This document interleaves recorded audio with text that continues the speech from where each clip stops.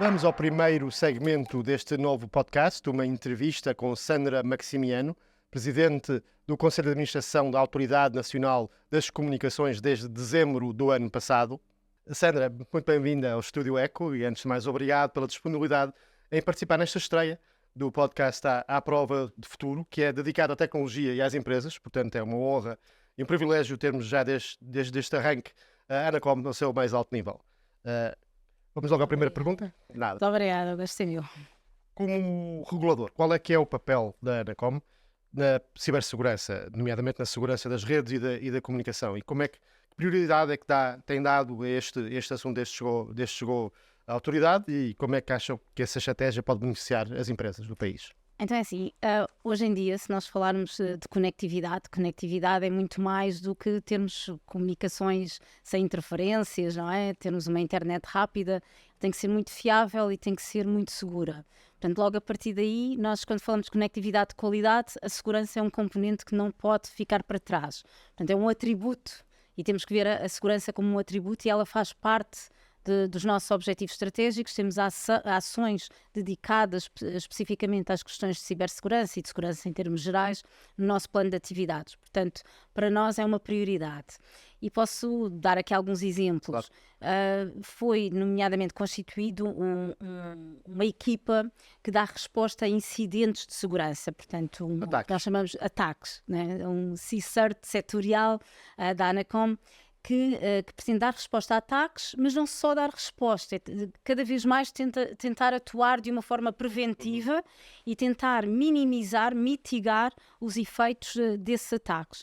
E é essa equipa, que é constituída por peritos de informática, é uma equipa que trabalha em cooperação com o Centro Nacional de Cibersegurança, mas que também trabalha muito em cooperação com os operadores. Portanto, estamos a falar de uma área que tradicionalmente requer muito mais cooperação do que outras áreas, nomeadamente a regulação pura e dura requer. Portanto, a própria filosofia do trabalho da Anacom para a área da cibersegurança é diferente, não é? Portanto, é uma equipa que pretende dar essa resposta a incidentes, portanto, e que trabalha muito de perto com várias entidades. Depois temos, também há que referir a questão da NIS2, não é? Uma diretiva europeia do Parlamento e da Comissão e do Conselho, Europeu, que pretende harmonizar no espaço europeu todas as questões relacionadas, portanto, as diretivas relacionadas com a cibersegurança, e para nós, para a Anacom, é muito importante ter aqui um trabalho na harmonização da legislação nacional, sim. Da aplicação e da harmonização com a legislação nacional existente, atual. Portanto, e aqui também temos um papel... E em que pé é que isso está? Está a ocorrer, não é? Portanto, estamos a trabalhar nessa transposição da NIS2, e é muito importante para os operadores, porque para facilitar exatamente essa transposição... de forma transparente e completa. Exatamente. Sandra, estamos numa altura, estamos a falar está na Anacom há pouco tempo, mas é uma altura de muitas transições, já que mencionamos essa palavra. Novas tecnologias, falamos todos os dias de inteligência artificial, de machine learning, redes mais rápidas, o 5G já é uma realidade, já vamos olhar para outras redes.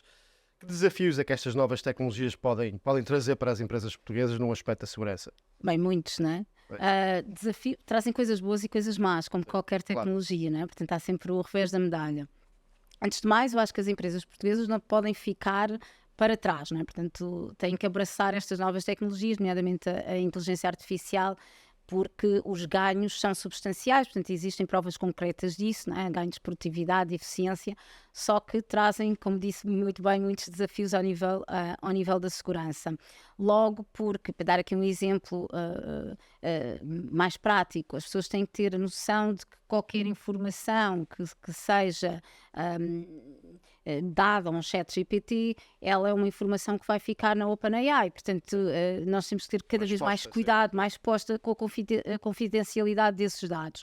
Claro que se as empresas desenvolverem aplicações aplicações ao nível interno, aí tem maior proteção. Porquê? Porque está nos servidores das próprias organizações. Portanto, há que ter logo... Esses próprios servidores também não são 100% Também não, e muitos deles estão fora, não é? São geridos fora. Portanto, estamos muito mais expostos.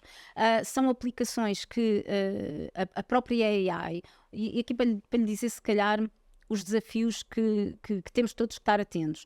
É óbvio que quem ataca, não é? Os chamados adversários, ou os hackers, quem ataca vai fazer uso e já está a fazer uso destas novas tecnologias e aplicações. Automatização das coisas, de ataques frequentes. Os ataques são muito mais frequentes, conseguem fazer ataques em massa. Sem muita gente, não é?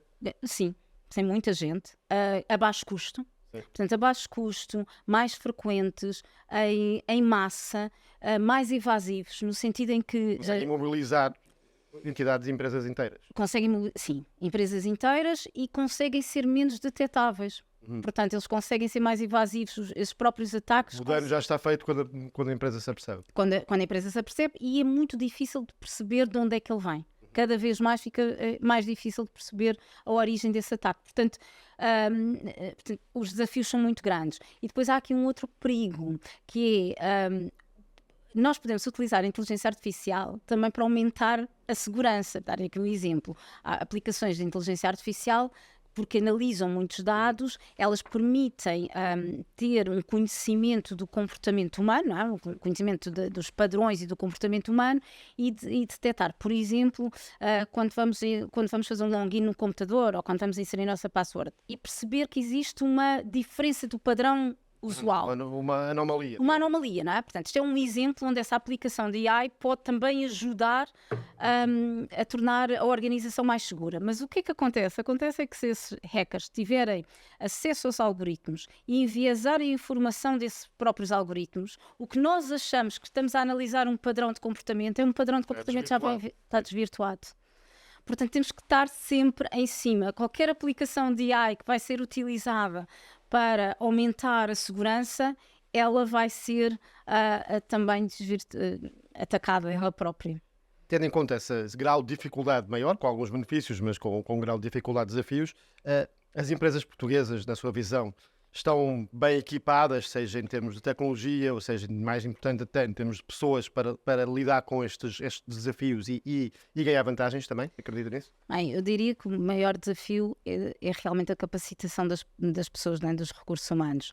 Em termos financeiros, e nós sabemos, temos um tecido empresarial maioritariamente constituído por pequenas e médias empresas, no setor das telecomunicações, um setor maior, né, comparativamente a um outro tecido industrial em muitas outras áreas, com alguma maior capacidade financeira. O que é que acontece é que as próprias empresas sabem que isto é uma prioridade.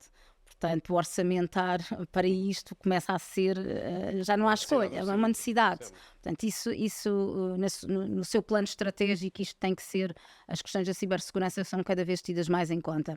Agora, é muito difícil capacitar as pessoas, e é muito importante capacitar quer as pessoas internamente, que a literacia digital para a cibersegurança tem que ser feita a todos os níveis, mas por outro lado é recrutar pessoas nestas áreas, e tem havido um aumento de cursos mesmo no país, a oferta de cursos ao nível técnico-profissional, alguns também ao nível das escolas de executivos, também já se começa a aparecer. Os próprios gestores já perceberem? Sim. Ter noções disto? Sim, começa a haver a partir alguma oferta ao nível das escolas de executivos, alguma oferta ao nível técnico-profissional, as licenciaturas ainda é muito incipiente, haver uma licenciatura, isso não ainda existe totalmente na cibersegurança, mas a procura é tanta que eu não tenho dúvidas que existe um mercado, existem oportunidades de negócio também para esta formação.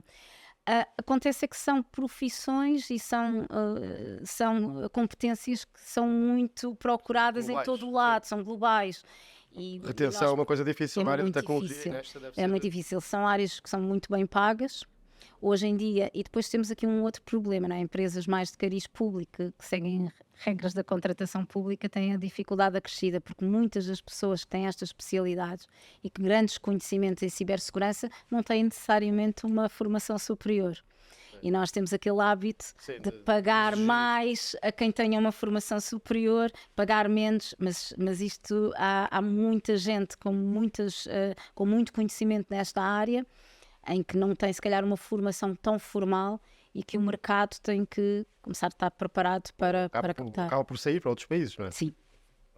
Falando em divulgação, consciencialização sobre a cibersegurança, a noção de que, por exemplo, no ano passado, começamos até, creio, o ano passado, com uma série de ataques relativamente visíveis a empresas como a Empresa, a Lusa, a Vodafone, uma das empresas de comunicação, e houve muito seguimento desses problemas e da realidade que as empresas vivem quando têm esses ataques. Eu próprio estava na Lusa na altura e vi em primeira mão a consequência que isso pode ter para uma organização grande como essa, de usa dados reais e sensíveis, mas parece um bocadinho que, de certa altura, depois desse pico de interesse sobre o assunto, o fenómeno sai de ser a natureza das notícias também, porque é nossa, mas estamos a tentar. Mas o que é que acha que é preciso fazer para manter isto sempre no topo da agenda noticiosa e da análise em Portugal? Para o bem e para o mal, Sim. ainda bem que sai, não é? Porque sim, quer dizer que não está a acontecer tanto, não é? Sim, que não está a acontecer tanto, ou que o problema foi resolvido e que foi mitigado. Por outro lado, eu acho que é preciso informar constantemente, mas também não podemos criar um medo constante. Como eu disse, é preciso a literacia digital e estas questões da cibersegurança serem levadas muito a sério. É preciso que os colaboradores tenham mais formação, porque, aliás, os ataques são muitas vezes perpetuados pelo colaborador, muitas vezes ao nível... Abriu um anexo, um e-mail, uma coisa assim. Abriu um anexo do e-mail, abriu um link que não devia, uma password muito simples, 1, 2, 3, 4, 5, não é? Portanto, a maioria das pessoas com muito pouca segurança. Portanto, é preciso consciencializar as pessoas que as portas de entrada hoje são cada vez maiores.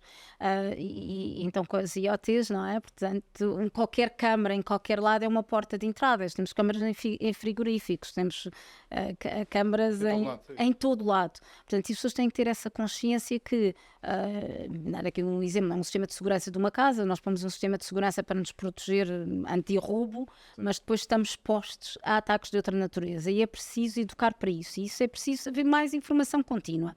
Por outro lado, temos de ter cuidado, não é? Porque se vivermos todos com esse medo, também não deixamos a transformação digital ocorrer. Porque aí depois é tudo tão mau que quer dizer, ninguém quer fazer parte deste... E tem que fazer parte, não é? Tem que usar aplicações de AI, tem que utilizar sistemas avançados, a tecnologia avançada, claro. E se as pessoas estiverem com receio, elas próprias depois vão rejeitar essa transformação tecnológica e digital e isso é péssimo. Duas últimas questões. A Sandra representa a Anacom a nível nacional, obviamente, e acaba de me dizer, estávamos a falar há pouco, que teve numa conferência de regulação em África, uma conferência global de regulação.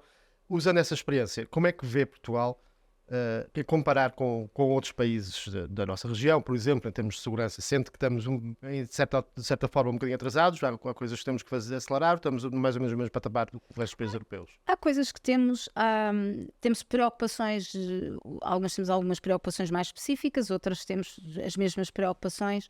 Temos que acelerar em termos, e algo que estamos a trabalhar, nomeadamente no que respeita às comunicações, que tem a ver com a classificação das infraestruturas críticas, isso é muito importante no setor das comunicações e é um trabalho que está a ser feito. Também isso é de grande importância. E aí podemos estar ainda um pouco atrás nas comunicações, mas estamos a acelerar, estamos a acompanhar. Temos aqui uma grande preocupação que tem vindo a ser posta e revelada até os nossos parceiros europeus, que está relacionada com os cabos submarinos, não é? Em Portugal atracam, amarram 10 cabos submarinos diferentes e, portanto, temos ligações com todos os continentes, exceto a Antártida. Somos o único país do mundo com ligação para todos os continentes. Temos aqui uma preocupação muito grande com esta segurança, que ao fim e ao cabo é a segurança das comunicações mundiais. Portanto, temos uma responsabilidade muito grande. Da rede global. É um ponto nevrálgico e também estratégico, não é? Nevrálgico e geoestratégico é muito importante. Portanto, temos aí grandes preocupações e estamos a responder bem, sobretudo pondo estes temas na agenda internacional e fazer com que organizações como a BEREC, né, dos reguladores europeus, prestem mais atenção à importância da segurança, sobretudo nos cabos submarinos. Portanto, acho que temos feito um bom trabalho nesse sentido. Ótimo. Sandra, foi um prazer ter aqui no Estúdio Eco para a estreia deste podcast e ouvir as ideias da Ana Comes sobre esta questão crucial da cibersegurança. Muito obrigado. Muito obrigada.